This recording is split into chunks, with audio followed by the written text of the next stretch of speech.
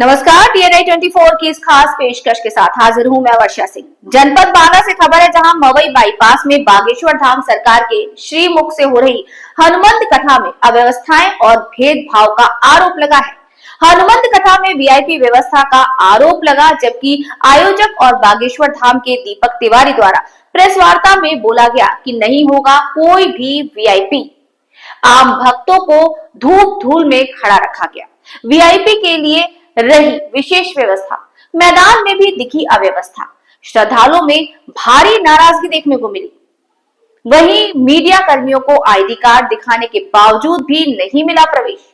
यहां तक कि प्रशासन, प्रोटोकॉल और दीपक तिवारी के बांदा वासियों से संपर्क हुए हावी। पूरा मामला बड़ा है। हनुमंत कथा में VIP व्यवस्था का लगा आरोप, जबकि आयोजक और बागेश्वर धाम के दीपक तिवारी द्वारा प्रेस वार्ता में बोला गया था नहीं होगा कोई VIP। आम भक्तों को धूप धूल में खड़ा रखा। VIP के लिए रही विशेष व्यवस्था, मैदान में भी दिखी अव्यवस्था। श्रद्धालुओं में भारी नाराजगी। वहीं मीडिया कर्मियों को ID कार्ड दिखाने के बावजूद नहीं मिला प्रवेश।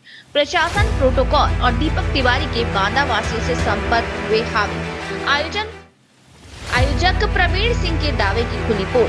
कथा में कोई VIP व्यवस्था नहीं होगी, सभी श्रद्धालु समान होंगे, आयोजकों का था दावा। लेकिन जमीनी हकीकत उलट। VIP के लिए अलग गैलरी और विशेष प्रवेश। श्रद्धालुओं में भारी नाराजगी। नाम है आपका? बागेश्वर धाम कौशल द्विवेदी जी, आप यहाँ खड़े हैं, कौन से गेट में खड़े हैं? कौन से गेट में खड़े हैं? इसी गेट पे हम इनकी हमेशा कल भी हुई। अच्छा, तो आपको क्यों नहीं बेड़ा गया? नहीं जाने दे रहे, जैसे प्रधान है, नहीं जाने दे रहे, कोई पास है, कोई सीट नहीं है।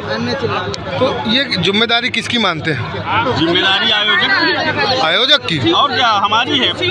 आयोजक जो कहेगा प्रशासन को वही तो करेगी प्रशासन। क्या इतने बड़े कांड, बड़े प्रोग्राम पर व्यवस्थाएं होनी चाहिए कि नहीं होनी चाहिए? बिल्कुल होनी चाहिए भैया, बिल्कुल होनी चाहिए। क्या नाम है? मेरा नाम सत्येंद्र पंडित इंगोटा बाजू मेरा डिस्ट्रिक्ट है।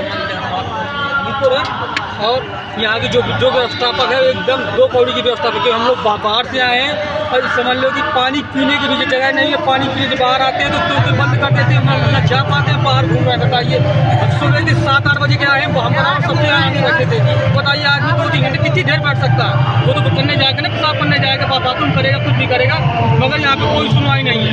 जो VIP वाले होते हैं उनकी बड़ी एंट्री होती है, बाकी आम जनता के लिए कोई एंट्री नहीं है। ये मैं आपसे बता दे रहा हूँ, ठीक है ना? में तो आपकी भी नहीं है। देखिए ये व्यवस्थापक यहाँ पे सिर्फ खाली नहीं है, सिर्फ ग्लैमर है दिखाने के लिए। देखिए 2027 आ गया, चुनाव चलेगा और फेमस होने के लिए कुछ नहीं है। जनता परेशान है बेचारी। बच्चे छोटे बच्चे रोते हैं, एक जगह से 2 एंट्री करा देते हैं, चिपक जाती है। बताइए क्या करेगी जनता? ना धक्का मर गए, कोई कुछ हो गया, कौन इस पे होगा जिम्मेदार होगा? आज प्रशासन आने आ रहा है और ये हमको पकड़ाए हैं, इनको लिए हम पूरे मैदान के चक्कर लगा रहे हैं। क्या कहा जा रहा है? क्या कहा जाइए, इधर से जाइए, उधर से जाइए, अंदर नहीं जाने दिया जाएगा। और क्या कहा जा रहा है? मैं इस बात का खुद विरोध कर रही हूँ कि ये सब तो छलावा हमारे साथ किया गया है। ये आपका क्या नाम है? दिव्या राज। क्यों यहाँ पर कोई अंदर नहीं एंट्री हो पा रही है? आप लोगों की कहाँ हो पा रही है? हम लोग बस परेशान है, घूम रहे हैं। कहा गया ना कि पास वालों की एंट्री VIP गेट से हो। पास नहीं सर, आज हमको आरती के लिए बुलाया गया है। अगर ऐसा होता आरती के लिए बुलाया गया है। आयोजन समिति है, आरती किसकी कर रहे हैं? जनता की या अपनी खुद की कर रहे हैं? बताइए कैसे जाए? समिति वालों को आज आरती के लिए अब प्रशासन आ गया है, प्रशासन सुन ही नहीं रहा। प्रशासन का हम ढक्कन बंद किए। ये रोड में पड़े पास नहीं मिल गए हमको, बने तब मिले हैं, लेकिन इसकी कोई वैल्यू नहीं है हमारे पास। मेरा नाम अनीता सिंह है। आप मेरी बात अंदर तक पहुँचाइए, हमको जाने दीजिए अंदर। आयोजक प्रवीण सिंह के दावे की पोल खुल गई है। कथा में कोई VIP व्यवस्था नहीं होगी, सभी श्रद्धालु समान होंगे, आयोजकों का दावा था। लेकिन जमीनी हकीकत उलट निकली। VIP के लिए अलग गैलरी और विशेष प्रवेश की व्यवस्था थी। श्रद्धालुओं में भारी नाराजगी देखने को मिली। आम भक्तों को घंटों धूल धूप में खड़ा रखा गया। VIP के लिए रही विशेष व्यवस्था, श्रद्धालुओं के साथ भेदभाव। कथा में हो रही अव्यवस्था के चलते श्रद्धालुओं को परेशानी का सामना करना पड़ रहा है और श्रद्धालु परेशान दिखाई दिए। राजनीतिक पद, गरिमा और चुनावी टिकट के लिए किया गया था ऐसा कार्यक्रम। श्रद्धालुओं के आक्रोश से निकली आवाज। सूत्रों के द्वारा पता चला कि श्रद्धालु परेशान थे। आखिर 5 दिवसीय इस कथा में आयोजन में अव्यवस्थाओं का जिम्मेदार आखिर कौन है? क्या दीपक तिवारी के कृत्य की प्रवीण सिंह लेंगे जिम्मेदारी? बड़ा सवाल है। आम भक्तों को घंटों धूप धूल में खड़ा रहना पड़ा। वीआईपी के लिए रही विशेष व्यवस्था, श्रद्धालुओं में भेदभाव। कथा में हो रही अव्यवस्था के चलते श्रद्धालुओं को परेशानी का सामना करना पड़ रहा है।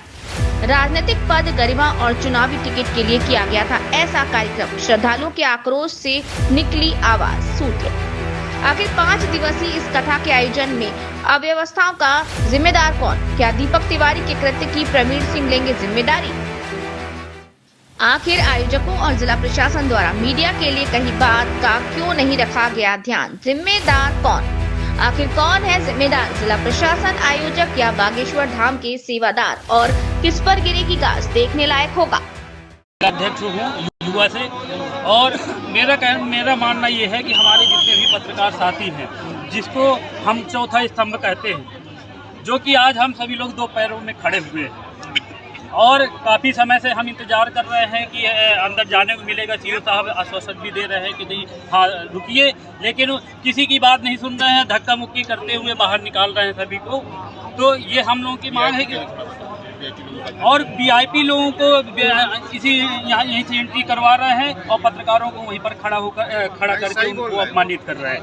जो हमारी मांग ये है कि जो भी व्यवस्थाएं अगर कही जाए उस पे पालन करें, जो कि मीडिया सेल में भी कप्तान साहब या मीडिया सेल के माध्यम से पत्रकारों के लिए लिखा गया है, डाला गया है, आदेश दिया गया है कि वीआईपी गेट से पत्रकारों को एंट्री करके उनको वहां सम्मान पहुंचाया जाए। लेकिन उसमें भी हम लोग खड़े होकर के कम से कम 1.5 घंटे हो रहा है, अभी तक किसी प्रकार का कोई सुनवाई नहीं कर रहा है। किसकी कमी लगती है? ये कमी आयोजक समिति की है और जो प्रशासन है वो अपनी मनमानी कर रहा है।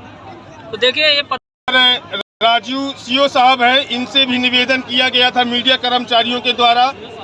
1 घंटा पहले निवेदन किया गया था, तो इनके द्वारा आश्वासन दिया गया था कि मीडिया कर्मचारी अभी 2 घंटे तक भीड़ से दूर रहें। 2 घंटा खत्म हो गया, कार्यक्रम का 1 घंटा बचा हुआ है और जो यहाँ पर सीओ सिटी प्रशासन मौजूद है, उनसे मीडिया कर्मचारियों के द्वारा बार बार निवेदन किया गया कि 1 घंटे का कार्यक्रम बचा हुआ है, मीडिया कर्मचारियों को अंदर जाने दिया जाए। लेकिन हमारे मीडिया कर्मचारियों के बार बार निवेदन करने के बावजूद भी यहाँ का बांदा का पुलिस प्रशासन, सीओ सिटी पदाधिकारी, क्षेत्राधिकारी मीडिया कर्मचारियों को अंदर नहीं जाने दिया गया और उनको ये कहा गया है कि आपको अंदर नहीं जाने दिया जाएगा, क्योंकि आज दिनांक 20 को प्रोटोकॉल है, इसलिए हमें ऊपर से निर्देशित किया गया। उन्होंने ये भी बताया कि किसने निर्देशित किया। उन्होंने ये कहा कि एसपी साहब ने, एडिशनल एसपी साहब ने, जेरिबा मैडम जी ने हम लोगों को ये कहा है कि मीडिया को इस आयोजक के कार्यक्रम में आने से रोक दिया जाए। जय हिंद, जय भारत। उत्तर प्रदेश के बांदा जनपद में आस्था का महाकुंभ लगा, जहां बागेश्वर धाम पीठाधीश्वर पंडित धीरेन्द्र शास्त्री द्वारा यहां 5 दिवसीय हनुमंत कथा का आयोजन किया गया, जिसके आयोजक प्रवीण सिंह थे, जिन्होंने यहां पर पूरी व्यवस्था और जर्मन हैंगर पंडाल की व्यवस्था कराई, जिससे जहां पर आम जनता को बैठने की व्यवस्था की गई। लेकिन इस 5 दिवसीय कथा में कहीं ना कहीं वीआईपी प्रोटोकॉल भी दिखा, जहां लोग वीआईपी प्रोटोकॉल के जरिए आम जनता पंडित धीरेन्द्र शास्त्री से मिलने को तरस गई। वीआईपी प्रोटोकॉल के जरिए प्रशासन उनको बीच भीड़ से अंदर ले जा रहा था और वहीं भीड़ को धक्के खाने पड़ रहे थे। जो भक्त यहाँ बड़ी उम्मीद से बहुत दूर दूर से यहाँ आए थे दर्शन के लिए, वो दर्शन से वंचित रह गए। दूर से ही यहाँ पर दर्शन मिले पंडित जी के, पंडित धीरेन्द्र शास्त्री जहाँ कथा की है। और यहाँ पर एक दूसरी दिव्य दरबार भी लगाया गया। दरबार में भी कई लोगों की भीड़, आस्था को देखने को मिला, लेकिन इस आस्था में कहीं ना कहीं राजनीति भी नजर आई। राजनीति इस तरह की है कि कहीं ना कहीं लोग कयास लगा रहे हैं कि जो आयोजक हैं प्रवीण सिंह, वो कहीं ना कहीं बांदा सदर से या अन्य विधानसभा से टिकट की दावेदारी भी कर सकते हैं 2027 के चुनाव में। ये देखने लायक बात होगी कि आगे क्या होता है। लेकिन अगर बात करें आस्था की, तो आस्था के इस महाकुंभ में जो भीड़ यहाँ पर देखने को मिली, लगभग 15 से 20 लाख का आंकड़ा है जो इन 5 दिवसों में भीड़ यहाँ आई और गई। जिस तरह से यहाँ कथा हुई, वहाँ वीआईपी प्रोटोकॉल के जरिए आम जनता जिस तरह से त्रस्त हुई, आम जनता ने अपना दुख भी व्यक्त किया, जो आप आगे वीडियो में सुन सकते हैं। लोगों के बयान है यहाँ पर कि उन्हें दिक्कतें हुई। कई बार सोशल मीडिया में ये चीज़ें खबरें भी चली कि यहाँ पर जो कथा हो रही है उसमें वीआईपी प्रोटोकॉल चल रहा है।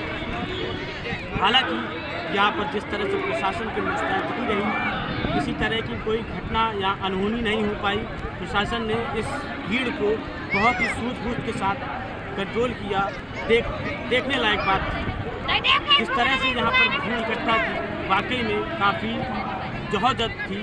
प्रशासन के लिए एक संघर्षमय विषय भी रहा, लेकिन आज इस कथा का यहाँ पर समापन हो जाएगा। आज इस कथा का आखिरी दिन है और पंडित धीरेन्द्र शास्त्री यहाँ आज पंडाल पर उपस्थित है। आप देख सकते हैं यहाँ पर किस तरह की भीड़ है, कितनी मात्रा में जनता यहाँ पर इकट्ठा है। यहाँ पर आम जनता भी इकट्ठा है। यहाँ पर कुछ लोग हैं जो जिनसे आप जानना चाहेंगे कि यहाँ पर कथा में किस तरह की स्थिति रही, क्या कैसा रहा। आप भीड़ देख सकते हैं किस तरह की यहाँ पर भीड़ है। यहाँ पंडाल से बाहर लोग घनी धूप में यहाँ पर खड़े हुए हैं मात्र पंडित धीरेन्द्र शास्त्री जी के दर्शन के लिए। हालांकि इस तरह आम कथाओं में भीड़ देखने को नहीं मिलती, लेकिन बागेश्वर धाम सरकार जो पीठाधीश्वर पंडित धीरेन्द्र शास्त्री हैं, उनका चर्चित चेहरा इस भीड़ के लिए काफ़ी प्रसिद्ध रहा और यहाँ पर उनको देखने के लिए भीड़ यहाँ उपस्थित है। बांदा से शुभम सिंह, TNI 24 न्यूज़। आखिर आयोजकों और जिला प्रशासन द्वारा मीडिया के लिए कही बात को क्यों नहीं रखा गया? इस बात का ध्यान क्यों नहीं रखा गया? आखिर जिम्मेदार कौन? आखिर कौन है जिम्मेदार? जिला प्रशासन, आयोजक या बागेश्वर धाम के सेवादार? और किस पर गिरेगी गाज, ये देखने लायक होगा। संवाददाता शुभम सिंह की रिपोर्ट। इस खास पेशकश के साथ यहीं पर आपसे विदा लेते हैं, लेकिन एक बड़ा मुद्दा आपके समक्ष छोड़कर जा रहे हैं जो चिंतनीय है। क्या ऐसे आयोजन में भी जहां श्रद्धालु जुड़ रहे हैं, वीआईपी व्यवस्था होनी चाहिए? एक बड़ा सवाल है, इस पर संज्ञान लिया जाना चाहिए। लेते हैं आपसे इजाजत, फिर कुछ नया लेकर हाजिर होंगे। देखते रहिए TNI 24।